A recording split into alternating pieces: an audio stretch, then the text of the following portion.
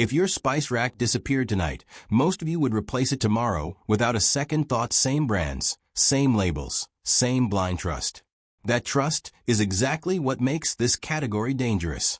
Spices are one of the most trusted, least questioned products in the kitchen. Today, we're exposing the brands betraying that trust. In the next 15 minutes, I'll reveal the products in this category that are damaging consumers through toxic ingredients, deceptive labels, and predatory marketing. By the end of this video, viewers will know exactly what to avoid and what they should actually use instead.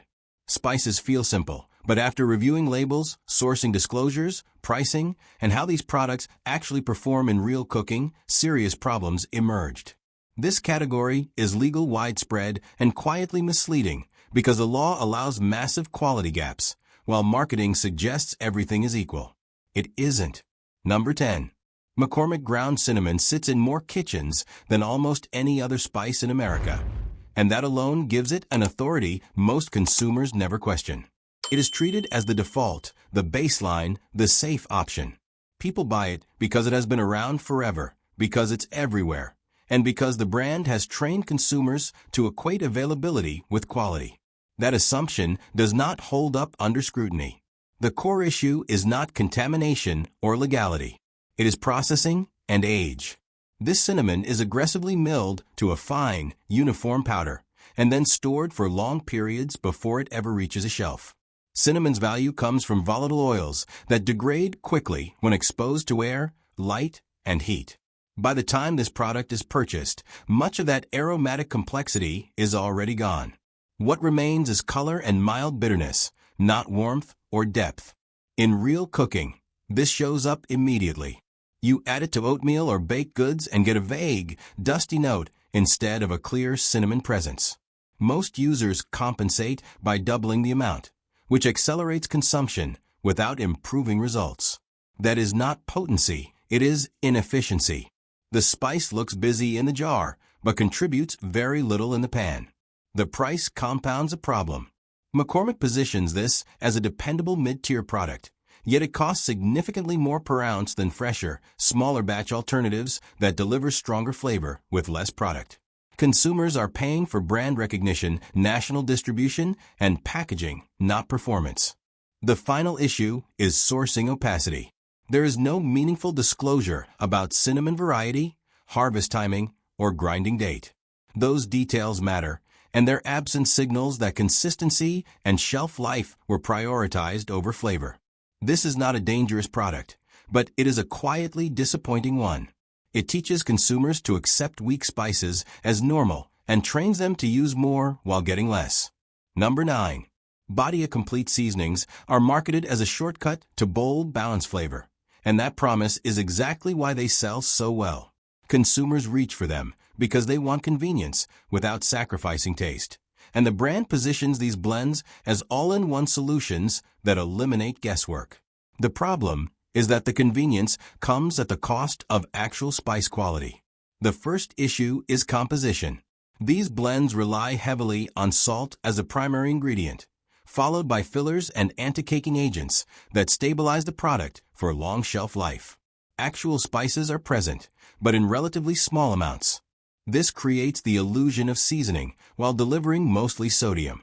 The jar looks busy and colorful, but the flavor density is low. In real cooking, the failure is obvious. Food becomes salty long before it becomes flavorful. You cannot build layers or adjust intensity without over-seasoning. That makes these blends blunt tools rather than precise ingredients.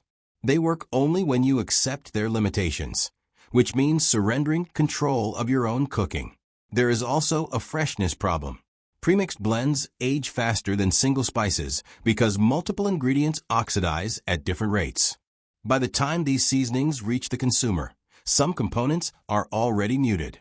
The result is uneven flavor, where certain notes dominate while others disappear entirely. Pricing adds insult to injury.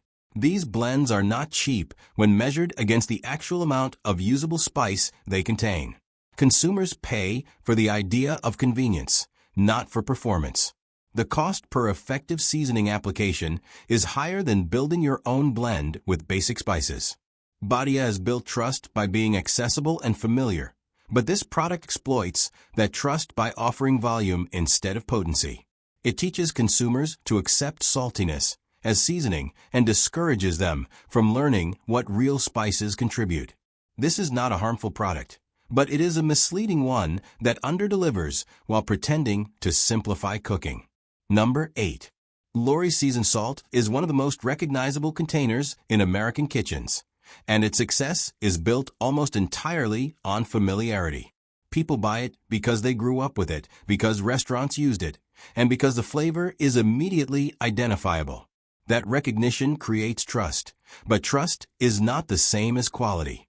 At its core, this product is salt with added color, sugar, and a narrow band of spices. The formulation is designed for consistency and shelf life, not for culinary flexibility. The bright color signals flavor intensity, but it is largely cosmetic. What you are tasting first and last is sodium, not spice. In real cooking, the limitations surface quickly. You cannot use Lawry's to season thoughtfully because it removes control. A small amount barely registers beyond salt. A slightly larger amount overwhelms the dish. There is no middle ground where complexity develops. Instead of enhancing ingredients, it imposes a uniform taste on everything it touches. The sugar content is another issue. It creates a subtle sweetness that may work on certain meats, but clashes with vegetables, eggs, and savory dishes. Consumers often cannot articulate why a dish tastes off, only that it does. That confusion comes from hidden formulation choices that prioritize mass appeal over versatility. From a value perspective, the product is overpriced for what it delivers. You are paying for branding, packaging, and decades of marketing rather than meaningful spice content. Similar results can be achieved by adding salt directly and using a fresh spice separately, often at lower cost and with better control. Lawry's seasoned salt survives because it is familiar, not because it performs well. It teaches consumers to equate seasoning with salting and conditions them to accept artificial color and sugar as normal. That may be acceptable for nostalgia cooking, but as a practical tool, it underdelivers and limits better outcomes. Number 7. Spice Islands garlic powder is positioned as a premium pantry staple, and the packaging reinforces that message. The glass jar, the restrained labeling, and the higher price point all suggest care and quality. Consumers buy it expecting a cleaner, stronger garlic flavor than standard supermarket options. That expectation is reasonable, but the product itself does not fully justify it. The primary issue is processing. Garlic powder is highly sensitive to heat and air, and much of its flavor depends on sulfur compounds that degrade rapidly once the garlic is dried and ground. Spice Islands mills its garlic to a very fine, uniform texture, which increases surface area and accelerates oxidation. This makes the product easy to measure and visually appealing, but it sacrifices potency. By the time it reaches the consumer, much of the sharp, savory garlic character has already faded. In real cooking, this shows up as a hollow flavor. When added to sauces, rubs, or soups, it provides a mild heat and slight bitterness, rather than a clear garlic note. Many users respond by adding more, but that only increases harshness without restoring depth. Instead of enhancing a dish, it becomes a background irritant that never quite integrates. Freshness is another concern. The brand does not disclose milling dates or batch sizes, which strongly suggests long production runs designed for national distribution. Garlic powder sitting on shelves for months loses effectiveness, even under ideal storage conditions. The glass jar may look premium, but it does little to protect against light exposure, which further degrades flavor over time. The price magnifies these shortcomings. Spice Islands garlic powder often costs significantly more per ounce than alternatives that deliver stronger aroma and flavor with less product. Consumers are paying for perceived refinement rather than actual performance. The cost per effective use ends up being high because more powder is required to achieve even modest results. There is also a missed opportunity in transparency. No information is provided about garlic variety, origin, or drying method, all of which materially affect flavor. Without that disclosure, The premium positioning feels cosmetic rather than substantive. This product is not unusable, but it is underpowered for its price and reputation. It conditions consumers to accept weak garlic flavor as normal and to compensate by overuse. For a product marketed as elevated and refined, that is a fundamental failure. Number 6. Simply Organic ground turmeric benefits heavily from the trust consumers place in the organic label. The branding suggests purity, ethical sourcing, and superior health benefits, which makes it an easy choice for shoppers who want to feel confident about what they are buying. That trust, however, does not guarantee performance, and in this case, it masks several meaningful shortcomings. The first issue is potency. Turmeric's value comes primarily from its curcuminoid content and aromatic oils, both of which degrade quickly when exposed to air and light. Ground turmeric is especially vulnerable. Simply Organic relies on long supply chains and large-scale distribution, which means the product is often ground and packaged long before it reaches the consumer. By the time it is used, much of the vibrant aroma and warmth that fresh turmeric should deliver has faded. In real cooking, this results in a flat, chalky flavor. The color may still appear yellow, but color alone is not an indicator of quality.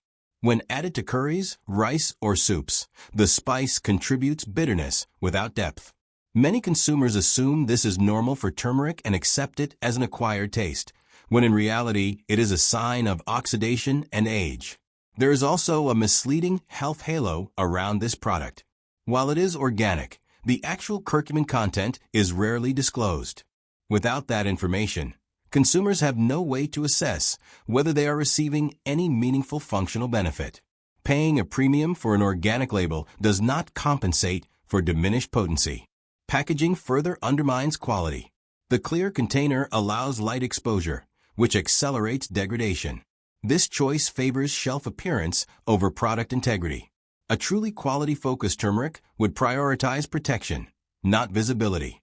From a value standpoint, the price does not align with performance. Simply Organic turmeric often costs more than fresher, smaller batch options that deliver stronger aroma and require less product per use. Consumers end up using larger quantities to achieve flavor, which shortens shelf life even further. This product is not unsafe, and the sourcing intentions may be sincere, but the execution falls short. It reinforces the misconception that organic automatically means better. In practice, this turmeric underperforms, offering muted flavor and questionable potency while relying on branding to justify its price. Number 5. Trader Joe's Spice Blends benefit from one of the strongest forces in retail: brand loyalty paired with perceived value. Customers trust the store to curate products that are better than average and priced fairly, and these blends appear to deliver on that promise. The packaging is clean, the names are appealing, and the prices feel reasonable. That combination lowers skepticism and discourages closer inspection. The core problem is inconsistency. Trader Joe's operates on a rotating supplier model, which allows them to keep costs down but sacrifices stability. The same blend name can come from different producers over time, with different spice sources, grind sizes, and freshness levels.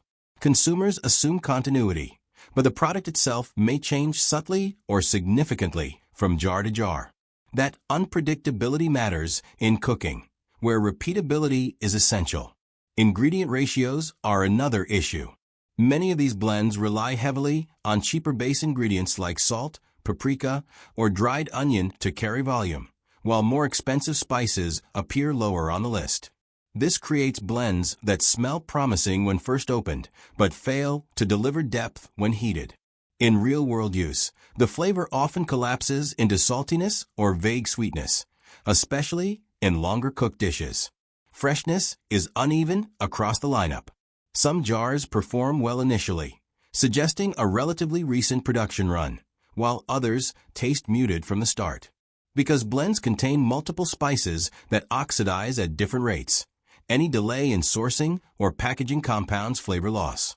There is no milling date, batch information, or sourcing transparency to help consumers judge quality. You are effectively guessing every time you buy. Performance in cooking exposes these weaknesses. In dry rubs, the blends can burn before developing flavor. In sauces, individual notes disappear instead of integrating. Many users compensate by adding more, which increases salt levels without improving balance. The result is food that tastes seasoned but not intentional. Pricing reinforces the illusion of value. While individual jars are inexpensive, the cost per effective use is higher than it appears. Because the blends are diluted and inconsistent, they are consumed faster and replaced more often. Over time, consumers spend more while accepting lower control and weaker results. Trader Joe's is not intentionally deceptive, but these spice blends are designed for broad appeal, not culinary precision. They prioritize approachability, shelf life, and margin over flavor integrity. For casual use, they may suffice. For anyone who cooks regularly and expects consistency, they introduce uncertainty and limit outcomes. The trust placed in the brand masks a product category that performs unevenly and rarely lives up to its promise. Number 4. Old Bay seasoning is less a product than a cultural artifact. Its reputation is built on regional pride, nostalgia, and decades of unquestioned use. People buy it because it feels authoritative, as if it has already proven itself and therefore does not need evaluation. That emotional loyalty is precisely why its shortcomings go largely unexamined. At the formulation level, Old Bay is engineered for recognition, not balance. Salt dominates the blend, followed by paprika for color and a narrow selection of spices designed to survive long storage. Artificial coloring reinforces the visual cue of intensity, training consumers to associate brightness with flavor. What gets lost in that design is nuance. The blend is blunt and uniform, delivering the same aggressive profile regardless of the food it touches. In practical cooking, this lack of flexibility is obvious. Old Bay does not adapt to ingredients, it overpowers them. Seafood, which is supposed to be its ideal pairing, often ends up tasting more like seasoning than fish. Vegetables take on an artificial sweetness and bitterness that masks their natural character. Instead of enhancing, it imposes. There is also a misconception about complexity. The label suggests a layered spice mix, but the actual experience is shallow. Heat, salt, and color arrive immediately, then plateau. There is no evolution on the palate, no depth that develops as food cooks. This is why Old Bay works best as a surface coating rather than as a building block in recipes. That limitation is rarely acknowledged in marketing. From a value perspective, the product is inefficient. A large portion of what you are paying for is salt and dye, both of which are inexpensive ingredients. The price reflects brand equity, not spice density. Similar or better results can be achieved by seasoning deliberately with salt and adding a fresh spice separately, at lower cost and with more control. Another issue is consumer conditioning. Old Bay teaches people to accept aggressive seasoning as good seasoning. It blurs the distinction between flavor and intensity. For experienced cooks, this becomes a barrier, because it discourages learning how individual spices behave and interact.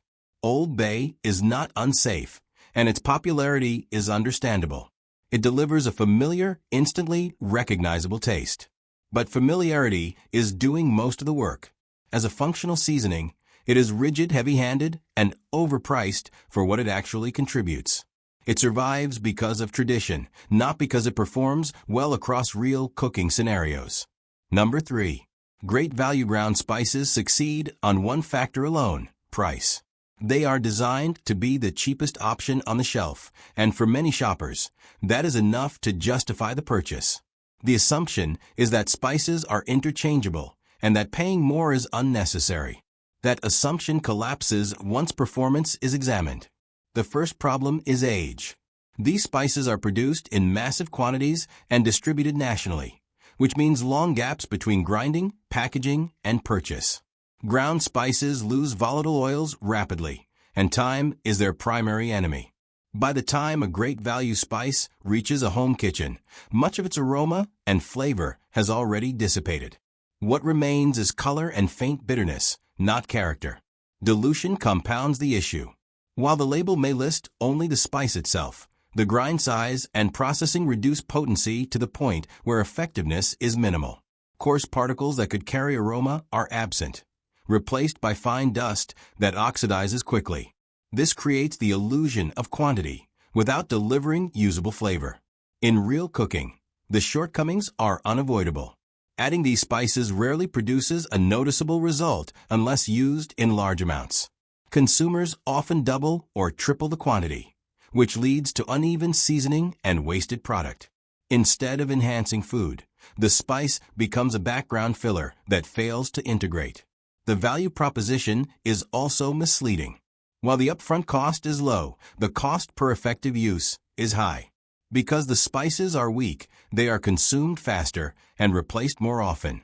Over time, this erodes any savings and encourages a cycle of buying, using, and discarding without satisfaction.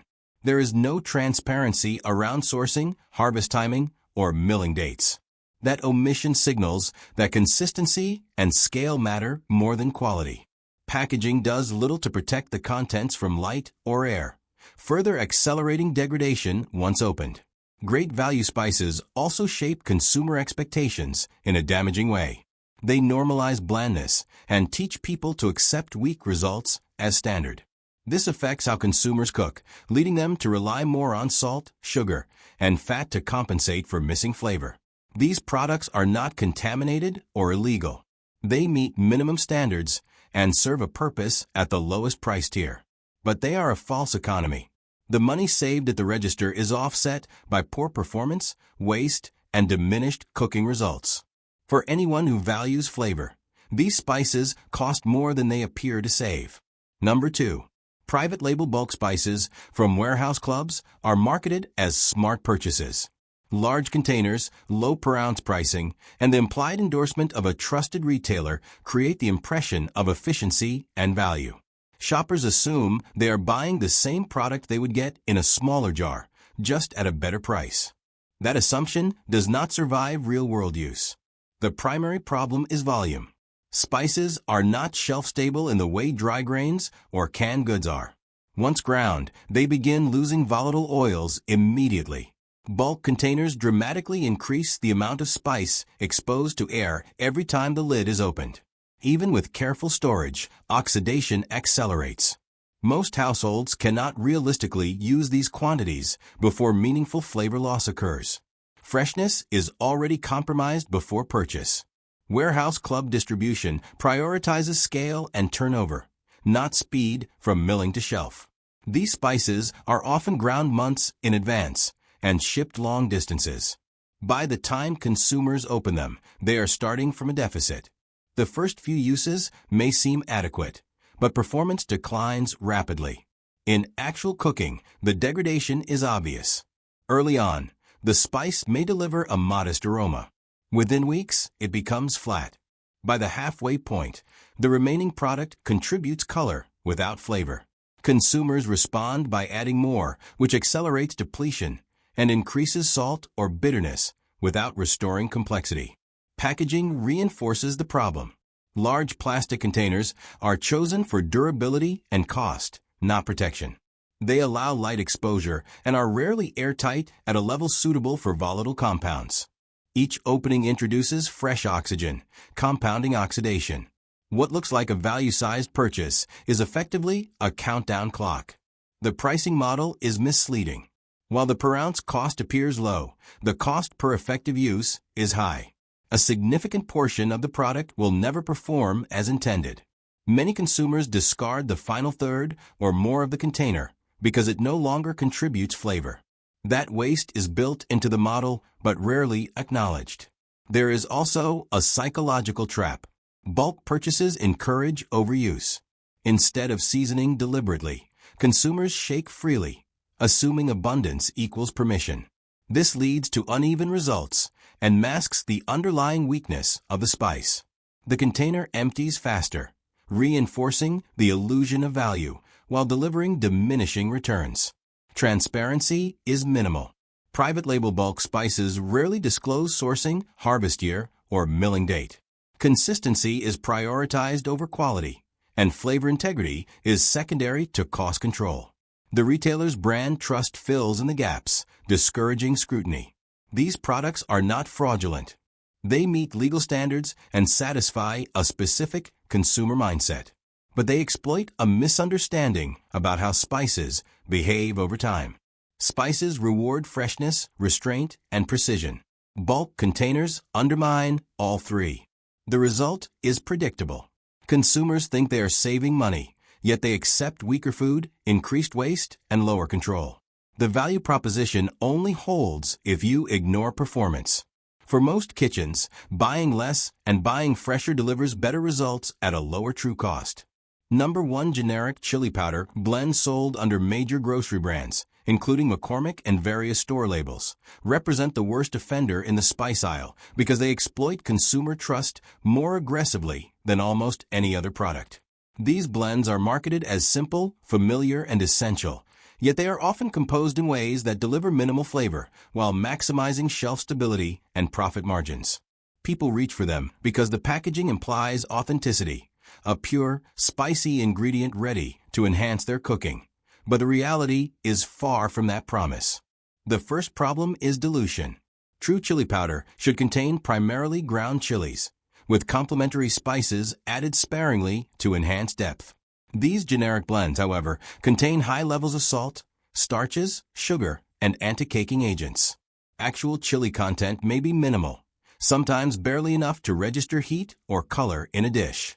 The result is a powder that looks substantial in the jar, but contributes little in terms of aroma or complex flavor when applied to food. Another critical issue is inconsistency. Even within the same brand, batches vary widely because producers source chilies from different regions and mix them to meet supply demands. This means that one jar may taste reasonably good while the next is weak, overly bitter, or completely flat. Cooking with these blends becomes a gamble, especially for recipes that rely on precise heat and flavor balance. Experienced cooks often find themselves adjusting other ingredients to compensate for the unpredictable spice profile, which defeats the convenience the product promises. Oxidation and storage are also major concerns. Chili powder's volatile oils degrade quickly once ground, and these generic blends are mass-produced, packaged in large quantities, and stored for extended periods before reaching the consumer. By the time a shopper opens a jar, the product has often already lost most of its vibrant flavor. In cooking, this manifests as dull color, muted aroma, and a lack of complexity, forcing users to add more product than necessary to achieve a detectable effect. Overuse introduces excessive salt or bitterness without improving genuine chili character. Pricing and perceived value compound the problem. These blends are sold at a premium relative to their actual chili content, relying on brand trust and shelf presence to justify the cost. Consumers are essentially paying for marketing, packaging, and familiarity rather than for spice performance. The illusion of reliability encourages repeat purchases, even though the product consistently underperforms. Perhaps the most insidious aspect is the trust factor. Many consumers assume that a recognizable brand guarantees quality. In this category, that assumption is misleading. The packaging is designed to convey purity and authenticity, while the contents are optimized for shelf life and cost efficiency rather than flavor integrity. This exploitation of trust is what makes generic chili powders uniquely harmful compared with other mediocre spices. It conditions buyers to accept weak flavor as normal. In practical use, these blends rarely deliver the results home cooks expect. Dishes intended to be vibrant, aromatic, and layered in heat end up flat, one-dimensional, or overly salty. The blends fail to integrate into recipes in a meaningful way, reducing both culinary satisfaction and efficiency. They encourage overuse, waste, and frustration, while masking the skills and control that real, high-quality spices provide. These products are legal and safe, but they represent the worst combination of dilution, inconsistency, and misleading marketing in the spice aisle. They teach consumers to value familiarity over flavor, to tolerate mediocrity, and to pay for appearances rather than performance. For anyone who cooks seriously, relying on these blends is a predictable disappointment. True chili flavor is present only in minimal amounts, and everything else is padding, filler, and marketing designed to exploit trust. The consumer ends up paying more for less while being conditioned to accept weak spices as standard. Here's the simple rule. If a spice lists anything beyond the spice itself, walk away. If the color looks dull or the jar is oversized for the price, skip it. Reading a label for 5 seconds saves money and dramatically improves your food. The spice aisle is full of legal deception, but once you know what to look for, it's easy to stop paying for dust and start buying flavor.